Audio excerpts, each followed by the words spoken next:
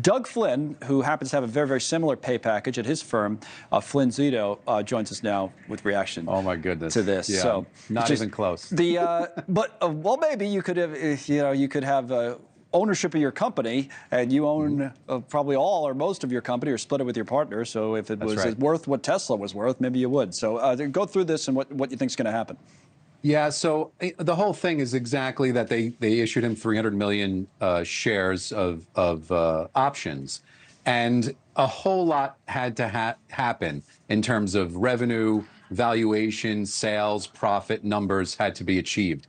And they were pretty wild expectations when they put them out there, thinking, no, this isn't going to happen. But they hit it. They hit it all. So that's why if you take those shares, now not only does he get to exercise them, which is where this comes from, but he has to hold them for 5 years. And so what it's doing is it's tying him to the company to keep him involved in the company. And if you reject it and you haven't paid the man in 6 years, the likelihood is he's either going to start directing business to other places, or he's just going to leave the firm altogether. And then we don't know what happens with Tesla as a company without him at the helm. So that's sort of the background of this. It's not pay. They keep throwing around, oh, his pay is too high. It is not pay. It was purely incentivized. And in this case, he happened to meet those expectations. Stock up a little bit today, I would say, because people probably thought, when they saw his tweet about it, they said, well, all right, maybe it will get approved. Again, the judge could still rule against them. I want to put a little context to this on these big pension funds. Those are the shareholders that have the big votes on this. First, CalPERS.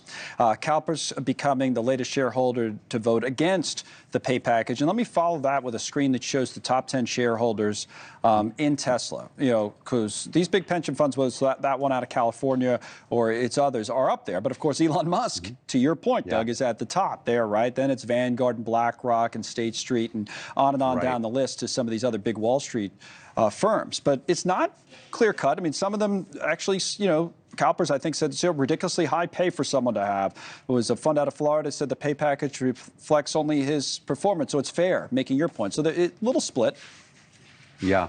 And I think, a lot of those like Vanguard and the BlackRock and State Street, those are really held through ETFs and their index funds. So they get to vote the shares. When you invest in an index fund, that index fund owns Tesla shares along with all the other ones that it owns, and they get to vote those shares for you. If you own the stock yourself, then you get the voting. But they get to vote that. Now, all of them, the top 5 institutional holders, not these state pension funds, they actually do not make public what they vote and how they vote. They don't want to do that, because then they're going to have all of their people up in arms on one side or the other, depending. So we don't really know what they're going to say. But you have to look at it. It's not just about the pay package, although it's about the past. It's about, is this the best thing for the company going forward as well? And that's what has to weigh in here. You can say this is a lot of money, but you have to take it, the whole thing into consideration. Yeah, and a lot of people probably think that Musk wouldn't leave, but a lot of people also know you never know with Musk. So that's the kind of thing as well. Exactly. Thank you, Doug. As always, Doug Flynn on that. We'll see how it turns out for Elon Musk. He'll be okay either way, I have a feeling. Now,